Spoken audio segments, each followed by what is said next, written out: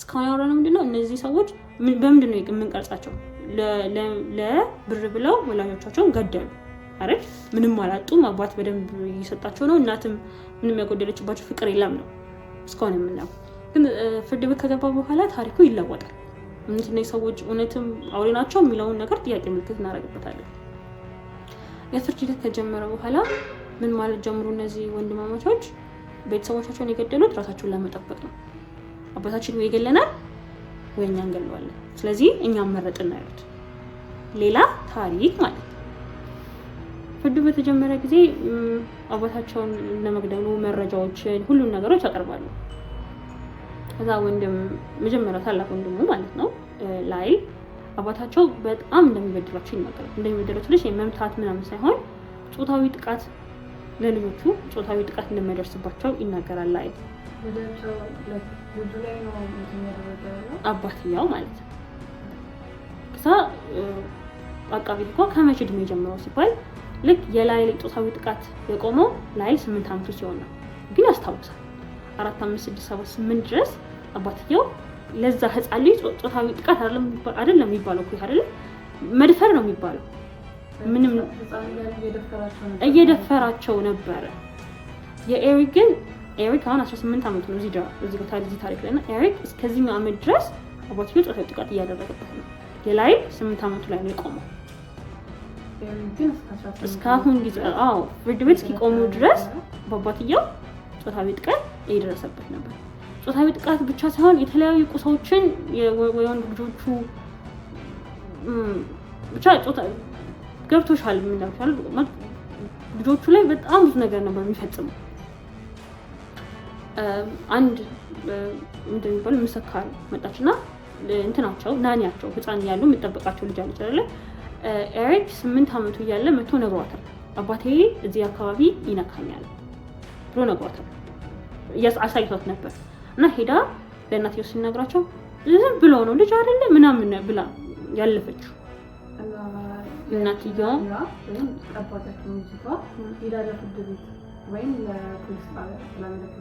በዛ ሰዓት ምን መስረጃ አለ? ለእናትየው ያላት አማራጭ እናትየው ትነግርና እናት መለወጥ የምትችለው ነገር ከሆነ አለ አይደለ? ወይም ደግሞ እናት በደንብ መመልከት ያለባት ሁኔታዎች ካሉ እሷ ሁኔታዎቹ እንድትመለከት ማስተካከል ያለባት ነገር ካለ እንድታስተካክል ነው ያለ። አንቺም ብትሆንሽ እንደምታረግ አይደል? ለእናት ተነግሯች እናትየው ምንድን ያለችው ልጅ አይደለ ዝም ብሎ ምናምን ያለችው ገባሽ? እንጂ ሞር እውነት ይሄ ልጅ ምንድነው አባባሉ ብላ እንደ እናት ቆም ብላ የሚያዩቸው። በዚህ ጊዜ ሁለቱም ያውቁት ላያል አባቱ ኤሪክ እንደሚደፍር አያውቅም፣ ኤሪክም አባቱ ላያልን እንደሚደፍር አያውቅም። ገባሽ? ምንም እንኳን ሁለቱ ተቀራራቢ ቢሆን ስለዚህ ጉዳይ አያወሩም። አንደኛ ማፈር የሚባል ነገር አለ፣ ሁለተኛ ሼም ነው አይደለ? እንዴት ለታናሽ ወንድምሽ ደግሞ ለታላቅ ወንድምሽ አባታችን እንደዚህ እያረጋኝ ነው አንተ ላይ ያረጋል ብሎ መናገር ይከብዳል አይደል? ይህ ሁለቱም ያወቁት ማለት አባትየው ሁለቱም ላይ የጾታዊ ጥቃት እንደሚያደርስ ያወቁት አንድ ቀን ማታ አራት ላይ ምን ብዬሻለሁ መጀመሪያ የመጀመሪያው ልጅ ላይ ፀጉሩ መግባት ጀምሯል አልኩሽም። ስለዚህ አባትየው ምን እንዲያረጋርኩታል ቪጋር እንዲያረጋርኩታል። ስለዚህ አንድ ቀን አባትና ልጅ አንድ ሁለት ሲሉ አባት ተናዶ ፀጉሩን ይልጥበታል። ስለዚህ ታናሽ ወንድሙ ኤሪክ ታላቅ ወንድሙ ፀጉሩ እየገባ እንደሆነ ያውቃል። ከዛ በፊት አያውቅም ነበር። ኦሬዲ በቃ ፀጉሩ ብሎ ነው የሚያምነው እንጂ ፀጉሩ ላይ ምንም አይነት ጉለት ይኖራል ብሎ አላሰበም ነበር። ከዛ በኋላ ሁለት ወንድማማቾች ቁጭ ብለው ማውራት ጀመሩ ማለት ነው። ከዚህ ማለት ሁለቱ ስለማያውቁት ሚስጥር እኔ ጋር ይሄ ሚስጥር አለ አንተ ጋር ይሄ ሚስጥር አለ ብሎ ማውራት ሲጀምሩ ምን ይሰማል ማለት ነው። ላይ ታናሽ ወንድሙ ኤሪክ እስካሁን ድረስ አባቱ እየደፈረ እንደሆነ ይሰማል ማለት ነው። ከዛ በሰዓት በጣም ይናደድና ታናሽ ወንድሙን ለመከላከል ወይ ደግሞ ከአባቱ ለመከላከል ሲል አባቱ ጋር ሄዶ ይሄን ነገር ማታቆም ከሆነ ለፖሊስ እጅ ጠቁማለሁ ብሎ ሲነግረው ይሄ ልጅ ነው እናንተ ልጆች ናችሁ እንደፈለኩ ማድረግ እችላለሁ እናንተ ላይ መብት አለኝ አላ ወጥቼ እናገራለሁ የምትሉ ከሆነ በህይወታችሁ ፍረዱ ያላችሁ እንደዛ አይለን ብሎ ያሉት እንደዛ ነው። ስለዚህ ምን አማራጭ ወሰዱና እነሱ የሚገለን ከሆነ ለምኛው እንገላው ነው የወሰዱት አማራጭ ማለት ነው። ለፍርድ ቤት የምናገጃል ይሄ ብቻ ሳይሆን በጣም ብዙ ነው ያደረገው። አንድ ጊዜ እራት ሊበሉ ቤተሰቦች ጋር ሄዱና ቤተሰብ ሳይሆን ጎረቤት እነሱ ቤት ይመጣሉ። ከዛ በኋላ ምንም ሳያረጉት ከሌላ ልጆች ጋር እየተጫወቱ ነበር። ሁለቱንም ጠርቶ ወደ መኝታ ቤት ብሎ ያስገባቸው። እዛ ያጎታቸው ልጅ ነበርና እሱም ተከትሏቸው ሊገቡ እናትየዋ ትቆማለች። እንደዚህ መተላለፍ ያለው እንዳያልፍ ወደዛ እንዳያልፍ እዛ የሚሰማው ድምጽ ካለ እንዳይሰማ ምንም ነገር እንዳይሆን ትከለክላለች።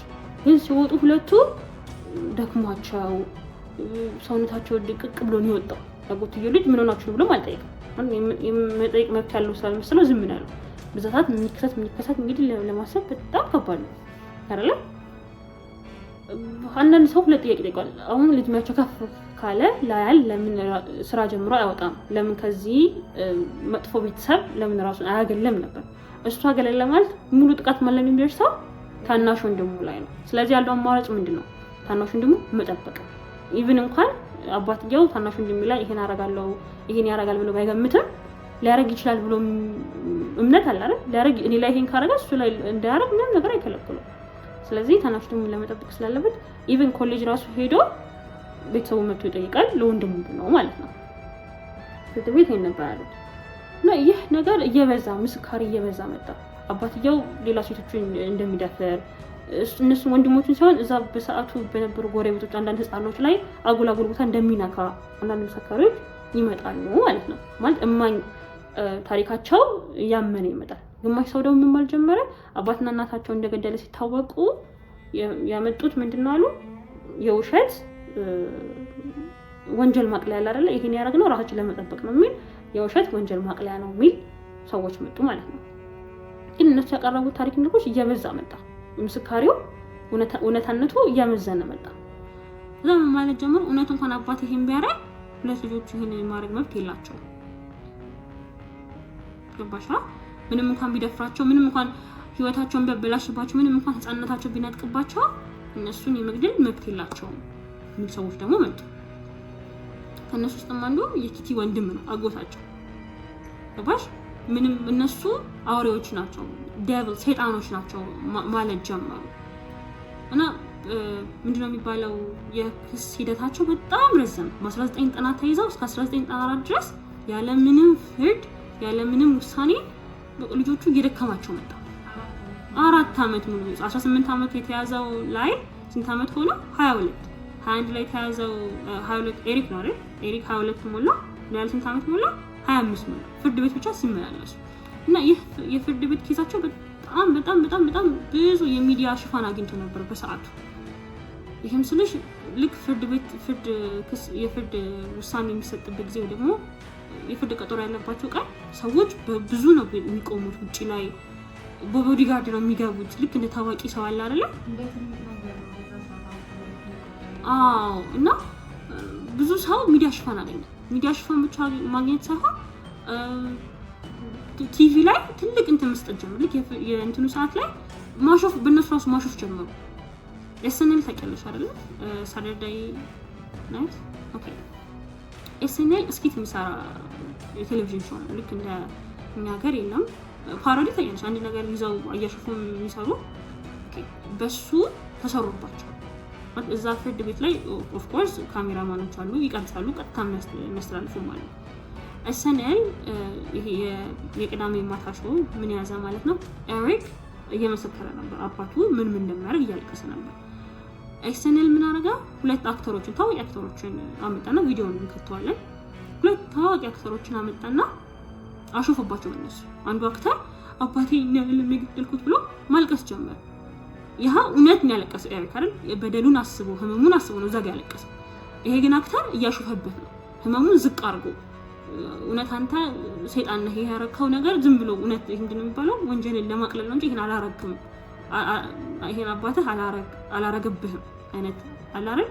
በእነሱ አጫጭር ፊልሞችን መስራት ጀምሩ። እንደ ቀልድ እንዳልኩሽ ቴሌቪዥን አጫጭር የሚያስቁ ቀልዶች ቫይን በቃ ባጭሩ ቫይን ታውቂያለሽ? እንደ ቫይን መሰራት ጀመሩባቸው፣ ህመማቸውን አቃልሉባቸው።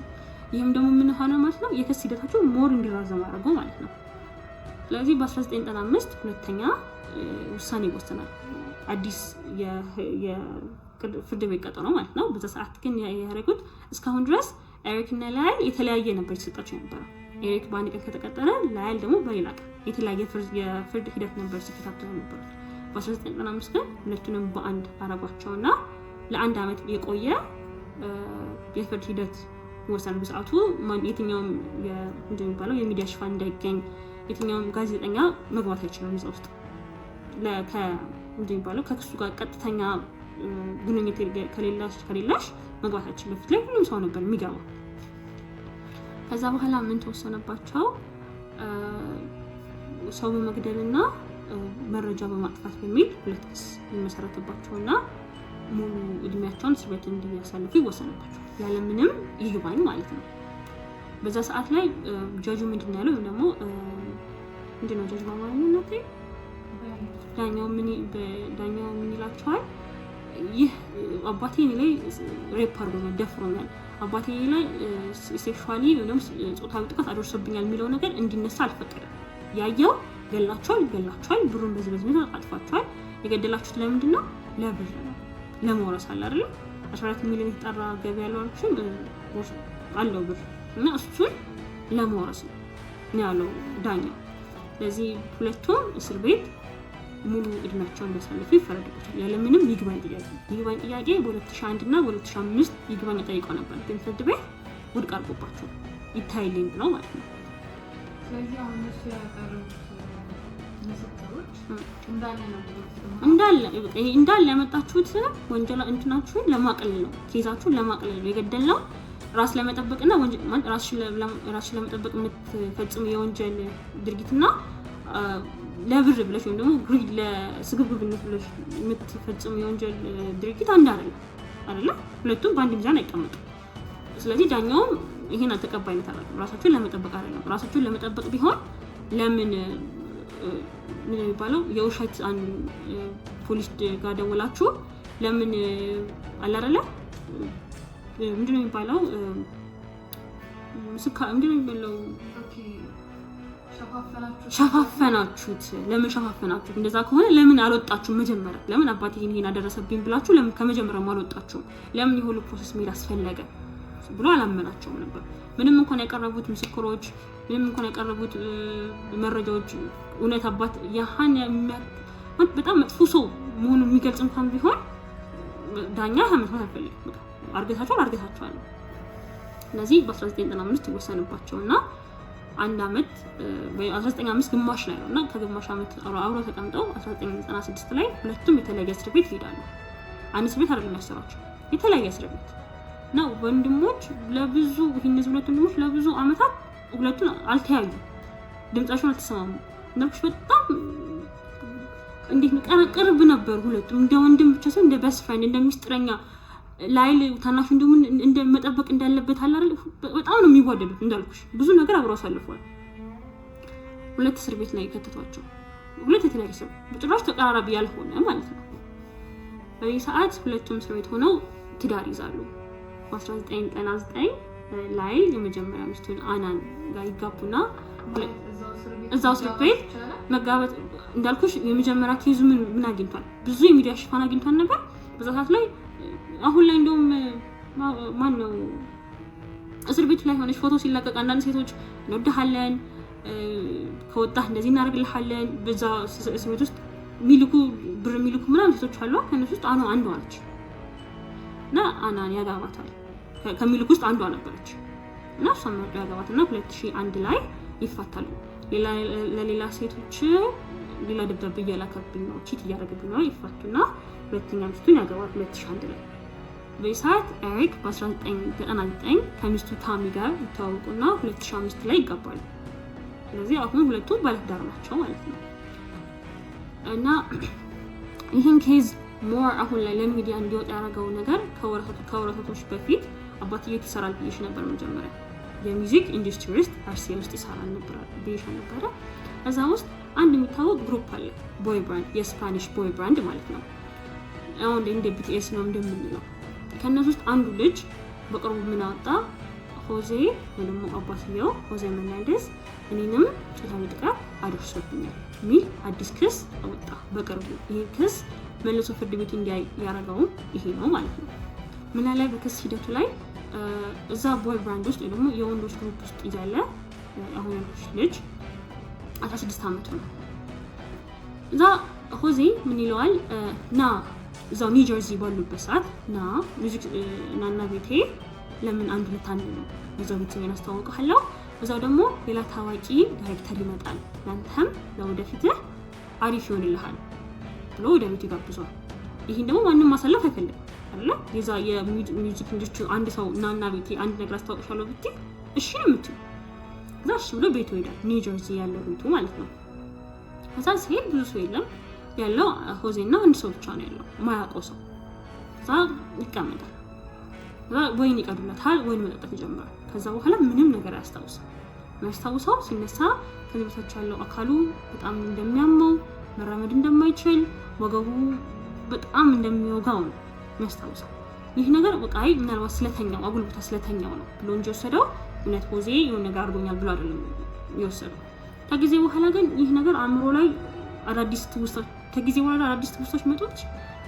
እድሜው በሄደ ቁጥር አዳዲስ ትውስታዎች አዳዲስ ሐሳብ ማለት አዳዲስ ህመሞች ሁሉ ነገር መምጣት ጀመሩ ከዛ ሙሉ ለሙሉ ሲያስታውስ እውነትም ሆዜ ይሄን ልጅ ደፍሮታል የ16 ዓመት ልጅ ደፍሮታል ይሄን ሲሳሙ ሁለቱ ወንድሞች ደስ ያላችሁ ማለት እውነት ሰዎች በሰዓት ላይ እናንተ ይሄን ሐሳብ ያቀርባችሁት መጀመሪያ ፈጫማችሁት ወንጀል ለማቅለል ነው አይደል ያመኑት ይሄን ያረጋችሁት ለዛ ነው ያላላችሁ ሰዎች ለማሳየት ብሎ ደስ ያላችሁ ምንም ብለው አመኑ እኛ ብቻ አይደለንም እኔ ወንድሜና ይሄ ልጅ ብቻ አይደለም ቢጣራ ሌላ ምናዎች አሉ ሌላ ተጠቂዎች አሉ ብሎ አለ ግን ይሄ ክስ ለፍርድ ገና አልቀረበም ሙሉ መረጃ አልተገኘም የልጁ የአፍ ንግግር እንጂ ምንም ማስረጃ የለውም ስለዚህ አሁን ማስረጃ የተፈለገ ነው ፍርድ ቤቱ እንደ አዲስ እንደሌላቸው እስካሁን ያለው ነገር ይሄ ነውና ወንድሞቹ በ2018 ከብዙ አመታት በኋላ በጣም ከብዙ አመታት በኋላ አንስት ቤት ሁለቱ አብረው ታስራሉ ቢያንስ 30 አመት ወንድሞቹ አልተያዩም እድገታቸውን ማለት 30 አመት በጣም ልዩ ነገር አለው ትለወጫለሽ አእምሮሽ ይለወጣል ሰውነትሽ ይለወጣል አስተሳሰብሽ ይለወጣል ሁለቱም ለውጦቹን በደም አላዩ ሳዩ ነው ሁለቱም ለብቻ ያደጉት አሁን ላይ ግን 2018 ላይ አንድ እስር ቤት ሁለቱም አሉ ሁለቱም አብረው በፊት የነበራቸው ቁርኝት እንደ አዲስው አብረው ግን አንቺ ምን ብለሽ ታውቂያለሽ አሁን ከሰማሽ አንፃር ኦኬ እናት ጋር ለምን ነበር ታውቃለች አውቃ ለምን ቢያንስ እንደናት አልሸፈነችም ከአባታችን አይደለ ሁሌ ምን አለ መሰለሽ አንድ ከዛው ፍርድ ቤት ላይ ሁሌ አባቴ አለ ሲመሽ ሁሌ በጣም የምፈራው የሚመጣ ይመስለኛል አላ ከእናትየው ጋር የሚተኛበት ሲወጣ እናትየው እንደሚል ታውቃለች የልጇ የመኝታ ቤት ክፍል ሲከፈት ታውቃለች መገመት አያቅትሽ ባልሽን ታውቂያለሽ አይደል ይሄን እያወቀሽ ለምን አሸፍነኝ ሲደፍራቸው ድምጽ ያወጣሉ ድምጽ ሰማለች አታ መጀመሪያም ቢሻለው ትዝ ካለሽ ቤተሰቦች እዛው ቤት ላይ አንዳንድ ያቦታቸው ልጅ መጣና አይቶባቸው ጠብቃለች ስለዚህ ሰው ወደዛ እንዳይሄድ ወደ እነሱ ጋር እንዳይሄድ ምንም እንኳን ድምጽ ቢሰማ ለመጠበቅ ቆማለች አይደለ አባትየው ምንም እንኳን ቢደፍራቸው እናትየው አትንካቸው እንጂ እንደናት ከአባትየው ከለላ አልሆነችላቸው አባሻ ዝም ነው ያለችው ስለዚህ እሱን በመውሰድ ነው ገደሏት እውነት አንቺ መገደል አለባቸው ይሄ እናትና አባት ጥሩ አርገዋል ወይስ መጥፎ አርገዋል እናንተ ምን ትላላችሁ እነዚህ ሁለት ወንድማማቾች ተጠቂ ናቸው ወይስ ሌላው አካል ነው አጥቂዎች ናቸው